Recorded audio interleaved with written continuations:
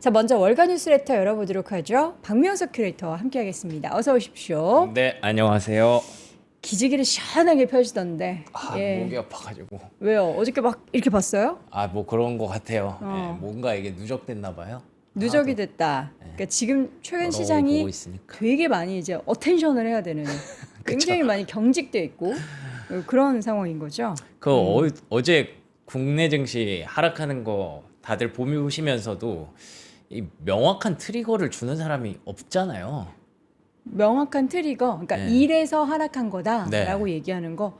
딱히 뉴스도 없었잖아요. 뭐 여러 가지 뉴스가 많았어요. 그러니까요. 사실 네. 우리 시장을 떠나고 싶어하는 그런 니즈를 만들 만한 이슈들이 있었어요. 저는 이제 제일 충격적이었던 거는 마치 부동산 보유세처럼 주식 보유세? 이거 뭐지?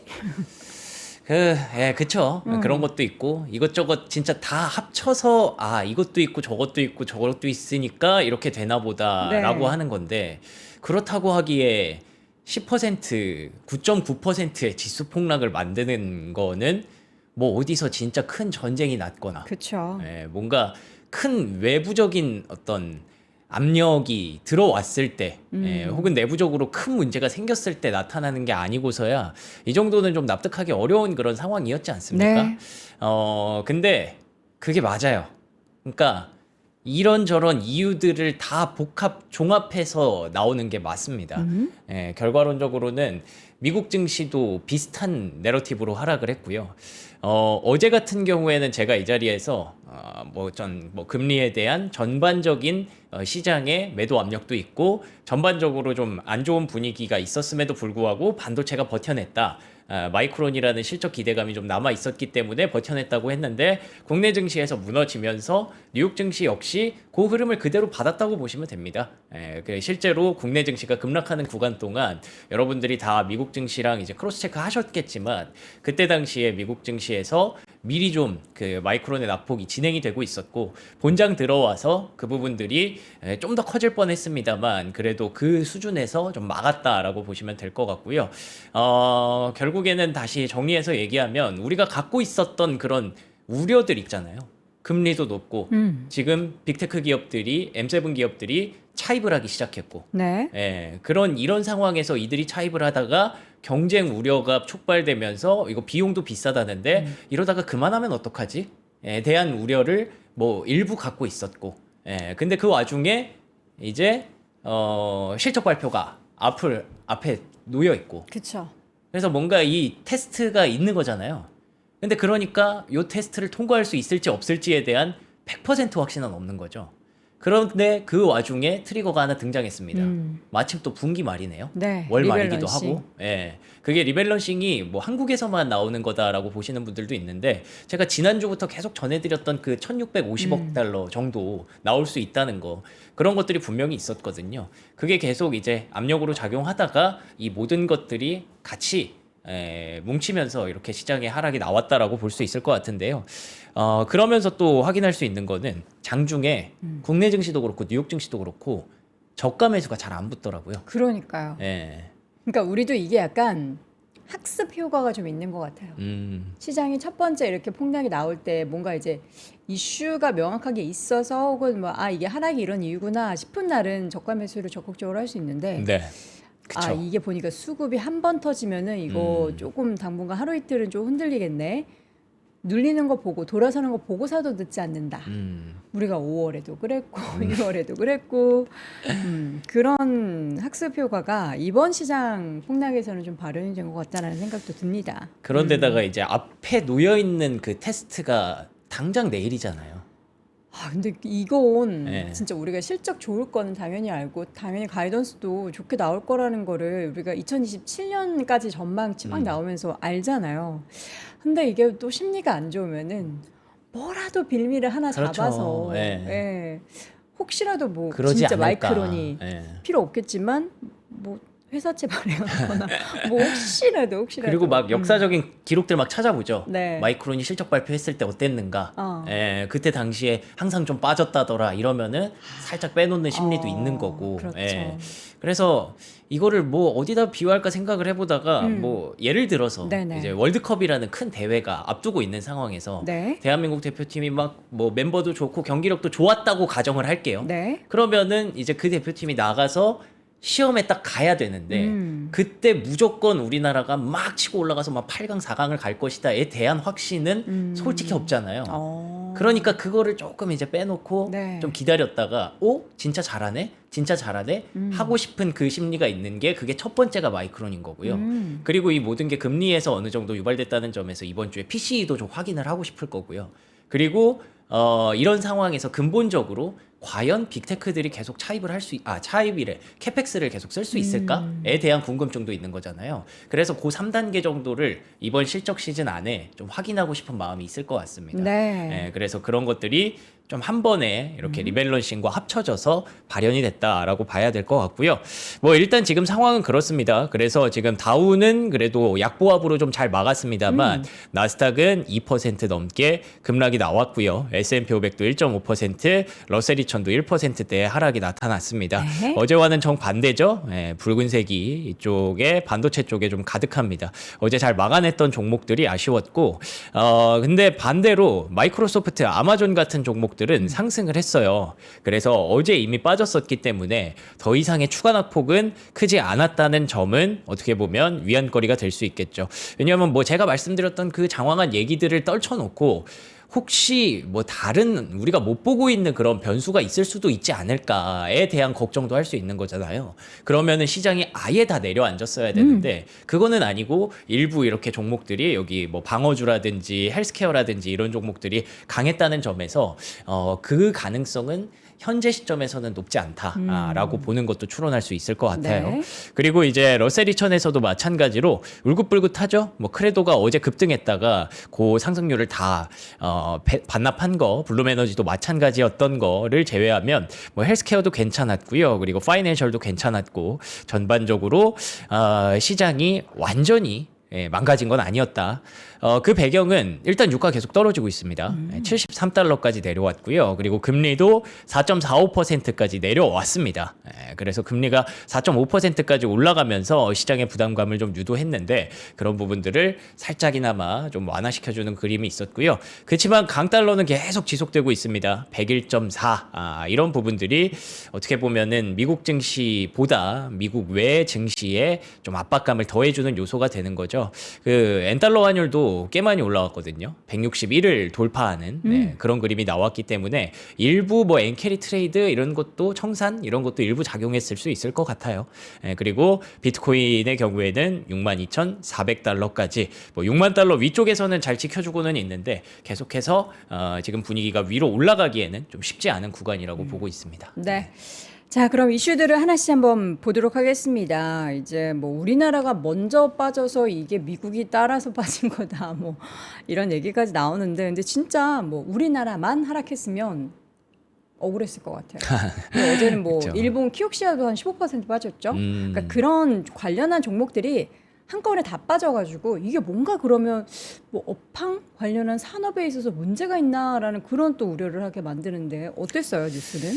그래서 여기 왜 그 화요일 전 세계 반도체 주가가 급락했을까에 대해서 미국에서 분석하고 있는 내용들을 제가 많이 좀 수집을 해왔습니다.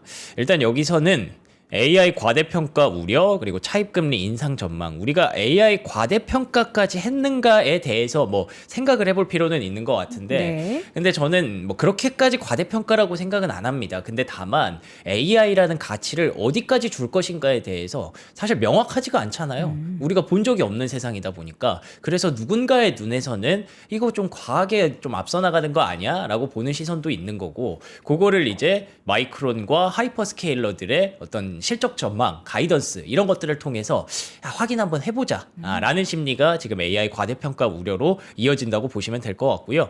그리고 미국 차입금리 인상 전망 여기에 우리가 걱정하는 부분들이 다 들어있어요. 차입을 많이 하는데 금리가 높은데 지금도 높은데 더 인상을 하면 어떡하지? 요 세 개 단어가 뭐 거의 조합인 거죠. 근데 어제 우리 이제 한상희 위원님하고 이야기를 네. 했었어요. 이 부분에 대해서도. 네. 근데 이게 뭐 4% 내다가 4.5% 내는 게 과연 클까? 뭐 이렇게 뭐 현실적인 얘기도 했었고 회사채 발행해서 뭐 10%씩 이자 주는 것보다 그래도 4.5% 이자 내면은 훨씬 그 싼 데로 이제 가는 게 아니냐 뭐 이런 얘기도 했었고 그러니까 이게 작은 이슈도 그러니까 작은 좀 우려감도 심리가 안 좋아 버리면은 이걸 이제 항상 이제 끄집어 와서 크게 얘기하잖아요. 차입금 네. 이슈, 금리 올라간 부담대. 그러니까 이거를 좋을 때는 신경도 안 쓰던 이슈를 조금이라도 안 좋으니까 일단 이거부터 항상 얘기를 하는 게 과연 이게 또 저는 맞나라는 그런 생각도 좀 어제 한상희 의원님 얘기를 듣고서는 드네요. 그런 말들 요즘 많이 하더라고요. 차익 실현에는 명분이 필요하다. 그렇죠. 네. 아이고. 차익 실현을 하고 싶은 심리. 맞아요. 뒤에도 잠깐 나오지만 이게 결국에는 내가 마이크론이라는 종목의 주가를 예를 들어서 뭐 삼성전자, 하이닉스 마찬가지겠지만 지금 가격에서 샀을 때 내가 과연 얼마나 먹을 수 있을 것인가에 대한 기대감의 정도가 있다고 칠게요. 그렇죠. 그러면 반대로 내가 여기서 샀을 때 물릴 수도 있지 않을까에 대한 우려의 정도가 있다고 칠게요. 그렇죠. 지금 그 둘 중에 뭐가 더 큰 상황이었는가를 생각을 해보면 뭐 물론 기대감이 계속 높은 것도 있지만 네. 우리가 계속 사면서도 혹시 고점이면 어떡하지에 대한 우려를 내심 안고 있잖아요. 맞아요. 예, 이게 뭐 물론 뭐 실적 전망이라든지 뭐 목표가라든지 계속 높아지는 건 알지만 이거 꽤 많이 올라온 건 맞는데 단기적으로 1년 안에 예. 1000%, 그러니까요. 뭐 예. 500%, 그것도 이제 뭐 작은 스몰캡 종목의 흐름이 아니고 네, 거대한 우리나라의 두 공룡이. 그러니까요. 예. 그래서 그런 종목들에 대해서 이제 확인해야 되는 시간이 오다 보니까 우리가 믿고 간 건 맞는데 한번 확인은 해보자 라는 심리가 일단 1차적으로 작용을 하는 것 같습니다. 네. 그래서 차익금리까지도 이거 트리거로 좀 끌어온다고 보시면 될 것 같고요. 뭐 골드만삭스에서도 그래서 지금부터는 이제 시장이 조금 과도한 가정, 그러니까 스트레치 리얼리티, 이 현실에 대해서 좀 넓게 본다는 거잖아요. 좀 크게 보기 시작했다라는 점에 대해서 이제는 조금은 방어적인 관점도 필요하다. 계속 위만 보는 것보다는 조금은 조정의 가능성도 염두를 해야 되는 그런 구간이 왔다라고 이렇게 보고 있는 거죠. 네. 트리거는 찾으면 많습니다. 예, 제가 지난주부터 계속 말씀드린 대로 분기말 리밸런싱이 미국에서 1650억 달러 정도가 나올 수 있다는 건 이거는 분기 기준으로 22년도부터 이렇게 줄을 세워봐도 역대급으로 좀 빠져나올 수 있는 리밸런싱이 될 수 있다는 거고요. 그리고 요것도 좀 놀랐는데 하이닉스 레버리지가 홍콩에서 거래되고 있잖아요. CSOP라는 운용사에서 하고 예. 있죠. 근데 이게 밑에 검정색 보시면은 네. 토탈 에셋이에요. 펀드 토탈 에셋. 홍콩에서 거래되고 있는 그거를 넘었어요, 지금. 하이닉스 두 잠깐만. 배짜리가. 전체 홍콩 증시에 투자하는 금액보다 이 하이닉스 레버리지에 투자하는 금액이 넘었다고요? 네, 뭐 그런 거 같죠. 아니, 트래커 그 비율, 펀드. 비율. 예. 뭐지? 그게 그렇겠죠? 말이 안 되는 게 만약에 내가 100만 원을 전체 시장에 투자한다라고 하면은 SK하이닉스 레버리지가 100만 원을 넘었다는 거는 트래커 펀드가 의미가 좀 있을 것 같은데, 예, 뭐 펀드 어쨌든. 트래킹하는 그런 자금을 봤을 때, 네. 그 이상으로 이게 이례적으로 이렇게 올라간 것 같습니다. 예, 그래서 그 정도로 어쨌든 지금 굉장히 많이, 그리고 홍콩이라는 곳에서 SK하이닉스 레버리지를 이렇게까지 많이 사고 있다는 것 자체가 좀 의미가 있겠죠. 이게 제가 지난번에도 한번 말씀드렸을 거예요. 올 초에 저 CSOP에 관련한 투자를 하시는 홍콩 큰 손들이 우리나라 SK하이닉스 IR 담당자를 직접 만났대요. 예. 그 얘기 듣고서 이게 뭐지? 그런데 뭐 또 주가가 올라서 이렇게 비중이 커진 걸 수도 있겠죠. 그렇죠. 예. 그런데다가 또 아까 잠깐 말씀드렸지만 네. 예, 환율 문제도 좀 있습니다. 일본의 5년물 국채 수요가 부진하다. 최근에 계속 강달러로 가다 보니까 네. 그리고 일본은 금리 인상 우려가 지속되다 보니까 마침 또 이게 수요가 또 부진했어요. 예, 이런 이슈들이 계속 겹치면서 결론을 그냥 말씀드리면 AI 실적 전망에 대해서 도전을 받는 거죠.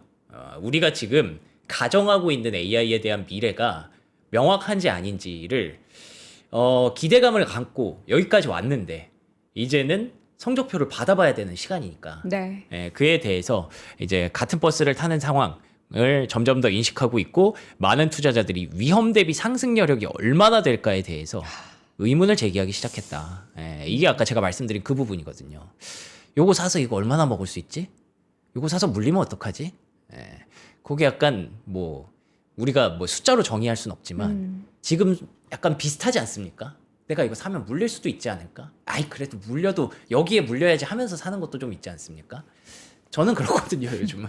물려도 반도체에 물려야 된다. 물려도 실적 나오는 쪽에 물려야 된다. AI 쪽에 물려야 된다.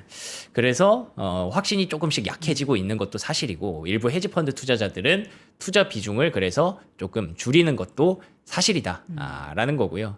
그래서 이제 거기서 걱정하고 있는 건 뭐 지금 실적 전망 좋고 가이던스 좋은 거는 다 알고 있지만 이거를 만약에 캐펙스가 중간에 끊기면 혹시라도 이 AI가 우리가 예상하는 대로 하이퍼스케일러들에게 돈을 이렇게 덮어놓고 막 계속 써도 얘네는 돈을 벌 수 있어에 대한 확신이 이번 실적 시즌에 살짝 꺾이면 이라는 우려도 생각을 하는 거죠. 지금. 그러니까 지금 뭐 반도체 내일 발표하는 마이크론 이런 것도 중요한데 네. 구글, 뭐 네, 메타, 맞아요. 아마존 이런 마이크로소프트 이런 기업들의 실적이나 가이던스가 지금도 좋아야 되고 앞으로도 좋아야 되는 게 사실 핵심은 그거예요.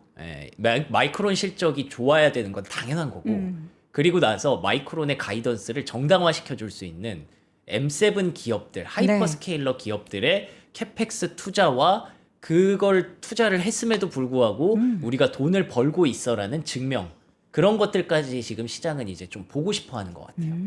굉장히 좀 빡빡해졌다라고도 볼 수 있겠죠. 네. 그만큼 지금 보시는 것처럼 AI 공급망 관련 주식들, 인프라 관련 주식들의 높은 밸류에이션이 있기 때문에 그걸 정당화해 줄 수 있는 그 테스트, 그러니까 시험 점수가 필요한 거예요.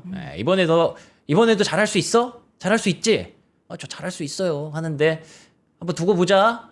이렇게 하면서 혹시 이러면 어떡하지? 해서 살짝 발 빼는 그런 심리도 있는 거고요. 그 반대로 이거에 대해서 확신을 한다고 하더라도 그래도 좀 보고 살까? 이런 심리가 있으니까 지금 한 연 이틀 정도는 저가 매수가 유입이 안 되는 것 같기도 하고요. 그래서 지금 뭐 시청자분들도 보통 이제 실적 발표하기 전에 기대감이 올랐고 실적 발표하고 나서 세론이 조금 나왔던 흐름이라면 이번에는 좀 확인하고 가자라는 그런 주가 움직임이지 않을까?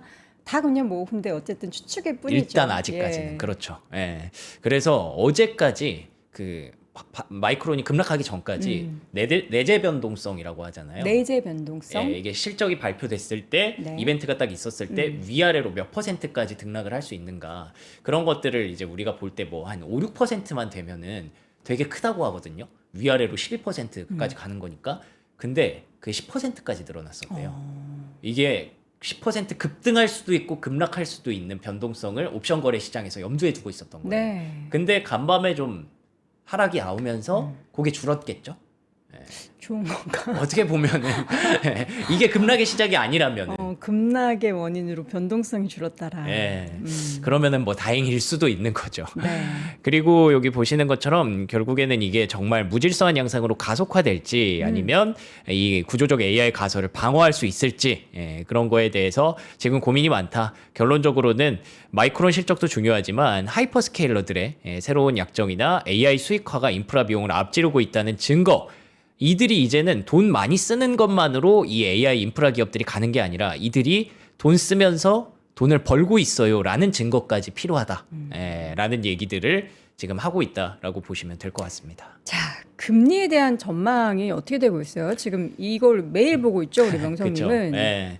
그래서 또 금리까지 또 끌고 오는 거니까 네. 7월에 대한 금리 인상 가능성을 또 이렇게 높여놓으니까 시장에서는 그러면 이것 또한 부담이네라고 보고 있다고 보시면 될 것 같습니다. 그래서 도이체방크에서는 어제 또 그 뱅크 오브 아메리카의 3번 금리 인상 이거 있었잖아요. 그게 은근히 파장이 크더라고요, 임팩트가. 그게 소수 의견임에도 불구하고 그렇죠. 가능성에 대해서 또 이제 시장이 워낙 심리가 흔들리다 보니까 더 좀 귀를 기울이게 되는군요. 맞아요. 그게 가능성이 있는지 없는지에 대해서는 사실 금리 인상 가능성이 그렇게 높지가 않은데 라고 보는 게 아직 지배적이거든요. 또 어제 우리 한상희 위원님. 그래요? 사실 그분의 뷰가 네. 되게 날카롭고 굉장히 적중률이 높은 걸로 제가 업계에서 알고 있거든요. 우리가 점도표를 보고 9명이 금리 인상을 얘기했다라고 하여 예. 금리 인상에 대한 우려감이 그동안에 쭉 있었었잖아요. 근데 이제 케빈 워시는 이 점도표를 안 하겠다라고 했는데 왜 그 점도표를 보는지에 대한 의구심 일단 제기하셨고 그 이번에 동결에 있어서 12명의 의원들이 다 찬성을 했잖아요. 동결에 대해서 단 한 그렇죠. 명도 의견이 예, 맞아요. 없었던 거. 그걸 보면서 지금 섣부르게 금리 인상을 얘기하고 지금 뭐 맨날 패드워치 보면서 금리 인상할 거라고 우려하는 거는 조금 과한 우려다. 네. 이런 이야기도 하셨습니다. 저도 거의 전적으로 동의하거든요. 그러면은 그 연준이 왜 이렇게까지 매파적인 움직임을 보였을까에 대해서도 네. 저 이제 어제 그 월가킥샷 라이브에서 같이 봤는데 네네. GIN 영상에서도 얘기해 주시는 게 그런 것도 있더라고요. 이런 스탠스를 보여야만 하는 상황이었다. 그래야 지금 세간에서 얘기하고 있는 혹시 꼭두각시 아니냐, 네. 트럼프의 꼭두각시 아니냐라는 우려도 좀 씻어낼 수 있고, 그것도요. 예, 예, 맞아요. 그런데다가 이렇게 매파적인 움직임을 보여야 유가를 더 떨어뜨릴 수 있다는 거예요. 계속 시장에 압박을 줘야 우리 이렇게 지켜보고 있어라고 해야 이 인플레이션 압력을 더 낮출 수 있고, 그러면 결국에 인위적인 금리 인상을 하지 않아도 금리 인상 효과가 나오는 영향으로 갈 수 있다라고 보는데, 근데 뱅크 오브 아메리카라는 그 이름값이 있으니까 예, 뭐야 3번?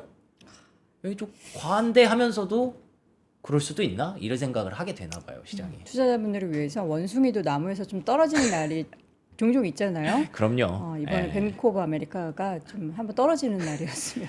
저는 좋습니다. 떨어질 거라고 생각을 합니다. 예. 네. 그래서 뭐 일단은 그 프라이싱을 안 할 수는 없으니까 네. 도이체방크에서 금 가격이 이렇게 되면은 뭐 3,800달러까지도 여러 차례 금리 인상 단행할 경우에는 그렇게 내려올 수도 있다라고 우려를 하기도 했는데 UBS에서 반박을 좀 했어요. 네. 아이고 과도하다.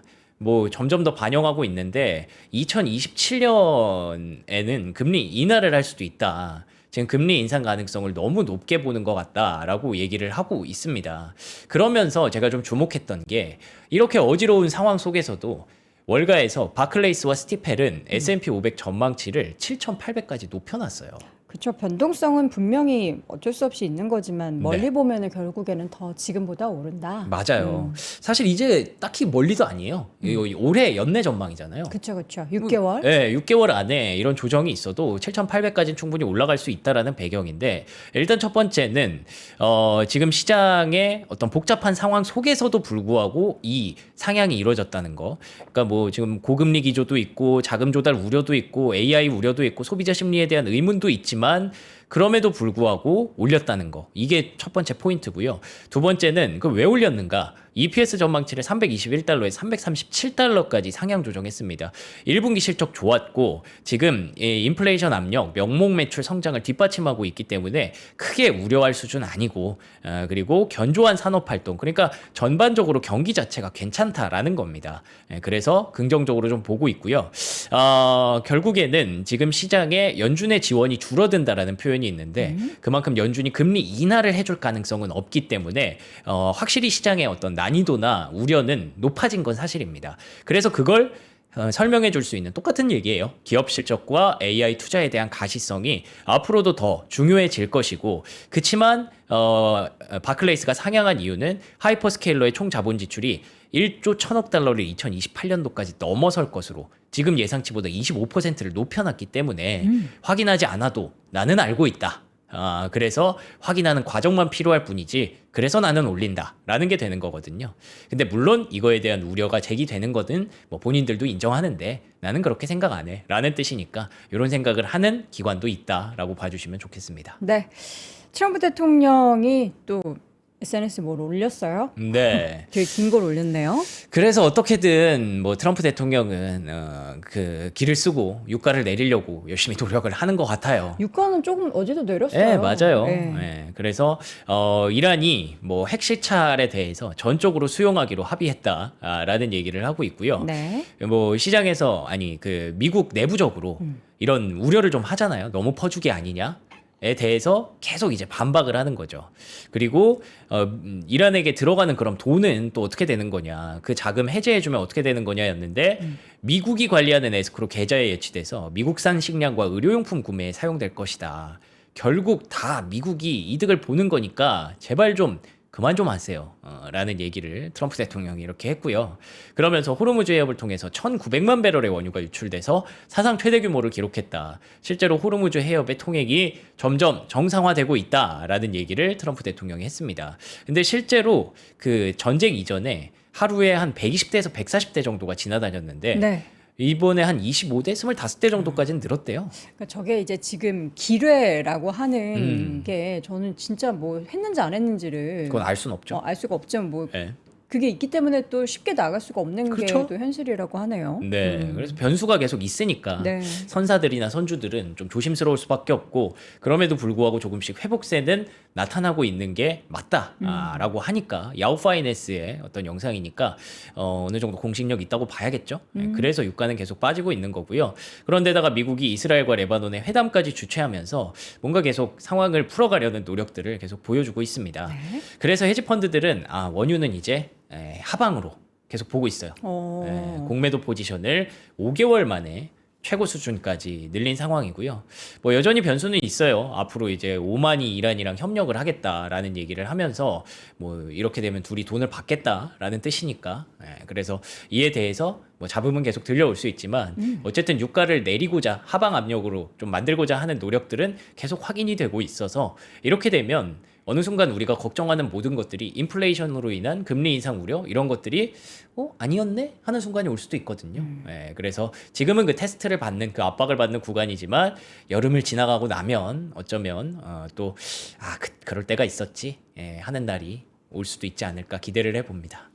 그땐 그랬지 하면서 이제 네. 여러분 눈물이 그냥 나오지 않아요. 자꾸 눈물 흘리래요? 눈물 얘기를 자꾸 하시는데 제가 온몸에 수분이 다 마른 것 같아요. 지금은 약간 뭐랄까 아메바가 된 느낌? 되게 이렇게 연체동물이 된 그런 느낌이에요. 그래서 시장이 막 이렇게 폭풍과 몰아치면은 그냥 몰아쳐라. 그래 내가 맞겠다. 약간 이런 느낌이에요. 다 이렇게 흡수돼서 여러분들도 좀 시장과 물화일체가 돼가지고 꺾이지 마시고 흔들리세요. 차라리 흔들렸다가 다시 오뚜기처럼 서고. 그러길 바라봅니다. 자, 특징 좀 한번 보도록 하죠. 이게 뭐예요? 마비디아. 이게 뭔가 했어요, 이게. 마비디아가 되었다. 그냥 제가 최근에 느끼는 그런 생각인데 네. 이 마이크론이 아니라 이제 마비디아가 된 것 같아요. 그러니까 지금 마이크론을 엔비디아에 비유한 거예요? 그렇습니다. 아니면 엔비디아를 마이크론에 비유한 거예요? 마이크론에 엔비디아에 부여한 거죠. 그러니까 엔비디아의 뭐 물론 중요성도 있지만 마이크론이 상당히 중요해졌잖아요. 지금 네네. 결국 이 모든 담론을 얘기할 때 마이크론이 해줬으면 좋겠어, 마이크론이 해줄 거야라는 그 일말의 기대를 안고 우리가 기다리고 있는 거잖아요. 그만큼 항상 우리가 한 2년 전만 해도 엔비디아가 해줄 거야, 네. 엔비디아 실적이 세상을 구할 거야라는 믿음이 있었는데 이제 그거를 마이크론이 지기 시작했다. 그래서 마이크론의 어깨가 상당히 무겁습니다. 그래서 마비 그런 거 아니고요. 마비디아라는 뜻이고요. 그러니까 저는 그래서 엔비디아 주가가 워낙에 잘 안 움직이니까 아니요. 마비가 됐다. 아니에요. 비유가 약간 좀 다른 걸로 해야 될 것 같아요. 아닙니다. 네. 마이크론이 그만큼 중요해졌다라는 뜻이고요. 이제 봐 주가 이제 잘 안 움직일 때마다 우리 명성님이 마비가 안 돼요. 그런 거 아닙니다. 여러분들 오해하지 말아주세요. 맞습니다. 그래서 뭐 지금 시장이 뭐 그만큼 실적에 대한 기대감도 있지만 이 변동성을 부추기는 주요 요인이 되고 있다라는 거고요. 네. 여기서도 지금 2024년 엔비디아 실적 발표 때와 상황이 상당히 유사하다. 2023년, 24년이랑 그 정도로 중요해졌는데 뭐 지금 메모리 그 하이퍼스케일러들의 캐펙스에 메모리가 차지하는 비중이 앞으로 커진다는 것에 대해서 이견의 여지는 여전히 없어요. 이게 계속 내년에 50% 가까이까지 높아질 거라는 거고 뱅크 오브 아메리카에서도 뭐 금리 인상 전망을 하기는 했지만 그럼에도 불구하고 이제 반도체 시장 규모는 계속 상향 조정을 하고 있습니다. 심지어 불과 어제 나온 거거든요. 향후 5년 안에 반도체 판매에서 1조 달러가 추가될 수 있다. 네. 그래서 메모리 반도체에 대한 성장 기대감은 유효하다고 보시면 될 것 같고요. 어제 나왔던 얘기 중에 블랙스톤이 일본 데이터 센터에 300억 달러를 투자한다라고 했는데 거기서 얘기 나왔던 것 중에 제가 인상적으로 봤던 게 AI 컴퓨팅 구축은 아직도 초기 단계다. 거품보다는 컴퓨팅 자원 부족이 더 큰 위험이다. 라는 얘기를 정말 많은 그 어떻게 보면은 AI의 그 설계자들이 했잖아요. 젠슨왕이라든지. 제대로 만들어지지도 않고 데이터 센터 이제 막 가동하기 시작한 곳들도 생겨나는 시점인 거잖아요. 그러니까요. 근데 주가는 10배 올랐고. 그쵸. 뭐 그런 것들을 계속 생각하면 맞나 아닌가 고민하게 되는데 어쨌든 이런 것들을 보고 있는 사람들이 있으니까 뭐 지금 멈출 기차는 저는 아니라고 생각을 하고 있고요. 네. 그래서 월가 기술주 투자자들의 시선을 몇 가지 좀 가져와 봤는데요. 스트래티지 에셋 매니저스의 톰 훌릭이라는 사람이 지금 시장이 상당히 유동적인 건 사실이다. 그렇지만 뭐 임박한 재앙 그런 것까지는 아니다. 그 시장이 재앙적인 붕괴에 근접했다고는 보지 않고 유동성이 너무 많고 기업 실적 발표 모멘텀이 매우 강하기 때문에 그에 대해서 오르겠지? 오를 거야 라고 생각하는 사람도 있지만 이러다가 빠지면 어떡하지? 이거 마이크론 항상 실적 발표 때 이랬다는데 엔비디아만큼이나 그런 걸 역할을 할 수 있을까? 이런 우려도 있으니까 뭐 사공이 많은 거죠 지금. 그래서 이런 변동성이 일어날 수밖에 없다. 그리고 AI는 앞으로도 기업의 수익 성장을 지속적으로 견인할 것이다. 라고 어떤 일을 해낼지는 아무도 예측할 수 없다라고 보고 있고요. 네. 이럴 때 데나이브스 한번 등장해야죠. 이번 매도세는 투자자들에게 기회를 제공한다. 분명히 이런 하락세는 투자자들을 불안하게 만들 건 사실이다. 특히나 코스피가 매도 나와서 이 파급 효과를 미칠 것을 우려하는 것, 불안감을 증폭시키는 것 충분히 이해한다. 다만 한 발짝 물러서서 생각해보면 여전히 3회 말까지 왔네요. 어느새. 뭐 1회 초라고 하더니 이 시장에서 기술주 거래는 앞으로도 여러 차례 중대한 시험대를 거치게 될 것이라고 생각하고 그 시험대 중에 하나일 뿐이다. 시험대만 잘 통과하면 된다라는 시선도 있었고요. 네. 그래서 뱅크 오브 아메리카에서 아까 뭐 5년 내에 1조 달러 규모의 반도체 매출을 견인할 것이다라고 얘기했다고 했잖아요. 5가지 섹터를 또 골라줬습니다. 뭘 골랐어요? 첫 번째 AI 데이터 센터 시스템. 데이터 센터 많이 지어질 거다. 그리고 그래서 GPU 같은 것들이 필요할 것이다 라는 얘기고요. 두 번째 장기 공급 계약에 기반한 메모리의 안정성과 내구성. 이게 어떻게 보면 순서죠. 엔비디아 먼저 올랐고 그 다음에 마이크론, 삼성전자, 하이닉스 같이 올랐잖아요. 그리고 나서 세 번째 반도체 장비와 생산 복귀, 국내 생산 복귀. 미국 기준으로는 이제 테라팹 같은 것들 얘기하는 거겠죠. 그래서 반도체 장비주도 잘 갔잖아요. 네 번째 아날로그 칩 수요 증가. 이런 것들이 뭐 텍사스 인스트루먼트, 온세미컨덕터 이런 전력 반도체 기업들이 급증하는 AI 성능 요구 사항으로 인해서 꽤나 수혜를 많이 받고 있죠. 그리고 마지막 5번째는 CPU 수요. 우리가 보고 있는 그 단계적으로 5가지 섹터는 앞으로 1조 달러 규모의 반도체 매출을 견인할 것으로 예상되기 때문에 좀 한 발짝 떨어져서 보면 이런 기대감이 여전히 유효하다라고 보고 있네요. 자, 이 가운데 M7을 다시 볼 시간이다라는 그런 분석도 나왔어요. 네, 그렇습니다. M7이 어제 좀 많이 빠졌죠. 구글 이슈. M7은 어제 밤 사이가 아니고 네네. 구글이 급락을 좀 했었고 그러면서 하이퍼스케일러들에 대한 실적 우려를 또 자극을 했고 캐펙스 우려 그리고 돈 벌 수 있어 라는 의문들을 우리가 원래 갖고 있었던 의문들을 다시 꺼내놨는데 그 과정 속에서 최근에 주가가 꽤 많이 빠졌거든요. 여러분들 차트 찾아보시면 구글 같은 경우에도 알파벳 같은 경우에도 꽤나 매력적인 구간까지 내려왔고 어제도 잠깐 말씀드렸던 것 같은데 마이크로소프트는 지금 PER 기준 20배를 하회하고 있어요. 메타도 마찬가지고요. M7이 20배를 하회하는 구간은 사실 흔치 않았거든요. 최근까지는. 근데 최근에 이제 우리가 워낙에 반도체에 열광하다 보니까 M7 종목들이 그렇게 많이 뒷전으로 밀려 있었던 건데 최근의 상황들을 고려해 봤을 때 펀드 스트렛의 마크 뉴턴이라는 분이 기술적으로 분석했을 때 2달 만에 최저치까지 떨어졌기 때문에 이러한 하락세는 이제 거의 정점에 달한 것으로 보인다. 약세를 쫓기보다는 상대적 강세가 다시 나타날 가능성을 모색하는 것이 좋다라고 보고 있습니다. 네. 그러면서 이제 무무라는 곳에서 제가 아까부터 계속 말씀드렸던 건데 M7에 우리가 볼 때 지금은 AI 캐펙스만 보고 있잖아요. 그렇죠. 왜냐하면 우리가 반도체만 보기 때문이죠. 네. 근데 이제는 M7도 많이 빠지고 M7에 대한 우려가 시작됐다는 점에서 M7도 돈 벌 수 있는 수익성에 대한 어떤 그런 가능성 이런 것들을 이번 실적 시즌에 좀 보여줘야 된다.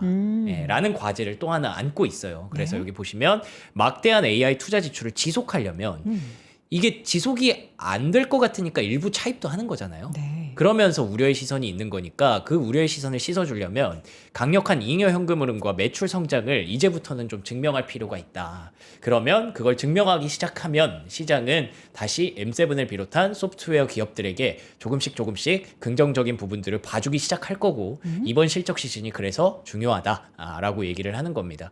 그래서 뭘 하고 있는지 좀 살펴봤더니 메타는 뭐 독립형 예측 시장 앱, 그러니까 이거 막 칼시 같은 거. 그거 만든다면서요. 예. 그리고 또 이제 폴리마켓 칼시 같은 거. 이게 약간 이제 스레드한 그 재미를 좀 본 것 같아요. 아, 사람들이 그런가요? 모이고 거기에 막 댓글 달고 참여하고 이런 게 뭔가 이제 오래 머물게 하잖아요. 그럼 돈이 되죠 또. 근데 이제 바로 돈 되게 하면은 또 이게 뭐 제도적인 문제가 있다고 해서 사이버머니 같은 뭐 그런 걸로 포인트? 코인? 뭐 그런 걸로 한다고 하더라고요. 네. 그래서 이런 거 하고 있다고 하고요. 그리고 또 이제 수익성을 위해서 AI 글래스 뭐 이런 거 열심히 하고 있습니다. 정말 네. 뭐 이렇게 나오면은 뭐 좋겠는데 이렇게까지 발전을 했을지는 모르겠고 이거 안 무거울까요? 무겁겠죠? 그래서 카일리 제너랑 협업을 한다고 하는데 뭐 이외에도 뭐 구글이라든지 마이크로소프트라든지 이번에 어떤 청사진을 발표할 때 그쪽에 이제 시장이 좀 점수를 줄 수 있을까가 중요한 포인트고요. 그리고 간밤에 조금 희망적으로 봤던 게 엑센추어가 엄청 급락을 했거든요, 최근에. 네. 근데 자사주 매입 계획 20억 달러를 증액한다라는 소식에 좀 덜 빠졌습니다. 빨간 불을 좀 켰고요. 그리고 제타 오랜만에 보는 기업이네요. 팔란티어와 파트너십을 맺으면서 주가가 선방하는 모습들을 보여줬거든요.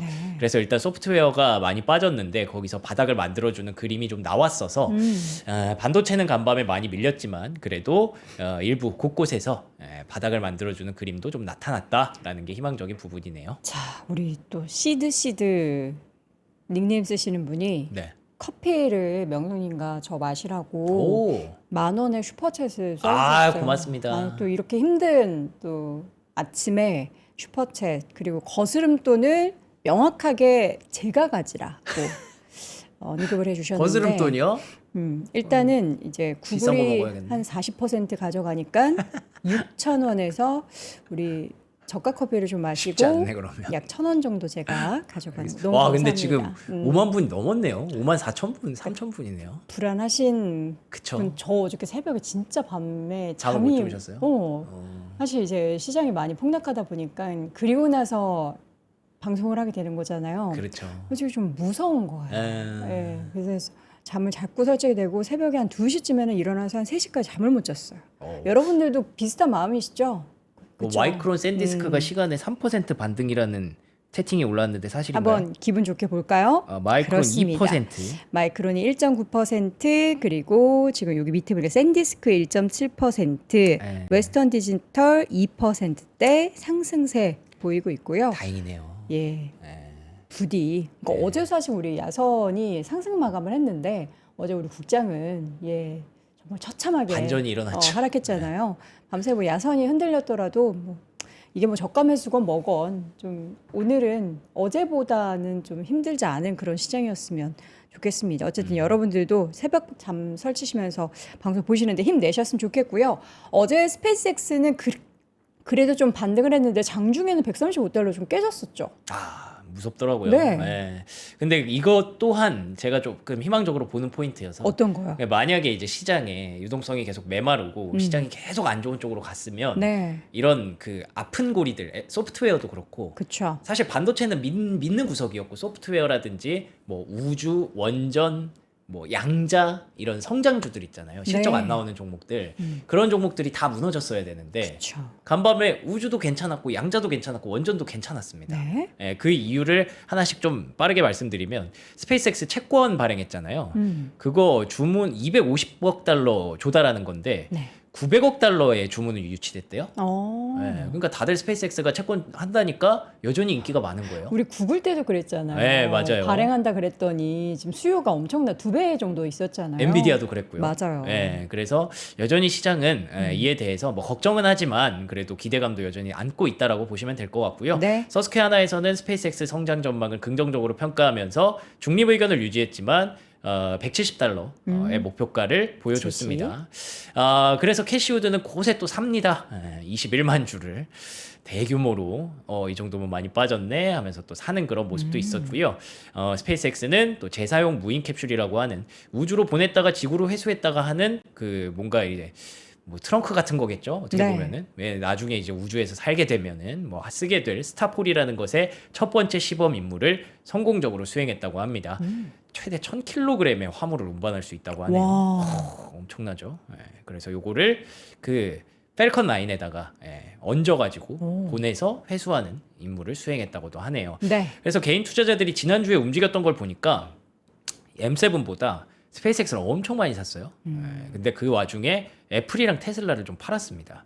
그래서 테슬라가 이 스페이스X랑 합병을 하게 되면 계속 이게 주가가 조금 애매해지는 거 아니야? 라는 우려들을 좀 시장에서는 안고 있는데 요거 일론 머스크가 나와서 조금 얘기를 해줘야 되지 않나 라고 기다리고 있는데 아직까지 뭐 이렇다 할 그런 분위기는 없네요. 네. 자, 그리고 양자 쪽에서는 어제 제가 시간 외에 양자 관련주가 올라가고 있다, 행정명령 2건이 서명했다라고 말씀드렸는데 실제로 그러면서 강력한 양자 컴퓨터를 배치하도록 지시하고 양자 시스템 대비하고 수십억 달러의 자금을 지원한다, 이런 것에 대해서 2건이 서명돼서 시장의 기대감이 좀 더 높아졌습니다. 그러면서 이 얘기를 하면서 트럼프 대통령이 나 IBM 옛날에 갖고 있었는데 괜히 팔았어 뭐 이러더라고요. 저런 얘기를 할 수 있는 게 미국입니다.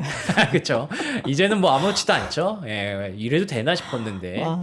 그러면서 아니, JP 모건이 잠깐만, 어제 IBM은 주가가 괜찮았어요. 5%나 올랐네요. 올랐어요. 그래서 JP 모건은 또 뭐 IBM 목표가를 와. 291달러까지 상향하기도 했어요. 그러면서 소프트웨어 사업을 좀 많이 보더라고요. 그와 동시에 소프트웨어뿐만 아니라 AI 인프라의 주요 수혜 기업이기 때문에 앞으로도 긍정적으로 양자 컴퓨터 출시 일정이 나오면 더 좋아질 수 있다라는 네. 기대감도 있었고요. 마지막으로는 원전, 에너지부가 원전용 저금리 대출을 제공한다라는 보도가 월스트리트 저널에서 나왔습니다. 웨스팅하우스의 AP1000 원자로를 가동하는 데 있어서 돈이 많이 필요할 거니까 저금리 대출을 나라에서 좀 지원을 해준다라는 얘기가 있었고요. 원전. 그리고 월마트에서는 컨스텔레이션 원자력 발전을 구매하는 계약까지 또 체결을 했다고 합니다. 월마트에서 전기가 또 많이 필요하죠. 그렇죠. 거기 뭐 예. 냉장고, 냉동고 돌리려면 그렇기도 하고 필요하죠. 뭐 여기도 AI 데이터 센터 필요할 거고. 그렇죠. 예. 스마트하게 또 컨트롤 해야 되니까. 그런데다가 이제 배출가스가 없는 클린한 전력을 공급받는다라고 하니까 이런 것들이 계속 움직임이 나오고 있어서 우리가 단기적으로 걱정하는 건 있지만 조금 떨어져서 보면 네. 어쩌면 아닐 수도 있다라는 겁니다. 알겠습니다. 네. 자, 여러분, 오늘은요, 시장에서 우리가 지금 냉탕과 온탕과 왔다 갔다 하고 있잖아요. 그래서 여러분들이 어저께 밤에 주무실 때 혈압이 올라서 너무 이제 더워가지고 잠을 못 주무시는 분들이 계실 것 같아서 오늘 일단 1번 제품 냉감 패드 풀세트를 준비했습니다. 그러니까 냉감 이불과 또 까는 바닥 패드까지 두 가지를 준비했는데 이게 가격이 착해요. 4만 원대. 저 지금 사진 밑에 보시면 아리따운 여성분이 엎드려 계신데 저게 이제 이불이 혹겹이에요. 그래서 몸에 오? 차르르 이렇게 감기는 그런 이불이고요. 저거 지금 보이는 거는 패드. 저게 지금 이불 혹겹으로. 저게 냉감 소재라서 엄청 시원해요. 제가 한번 대볼까요? 저분도 이제 시원하다고 하셨잖아요. 시원해요. 오. 예, 시원합니다.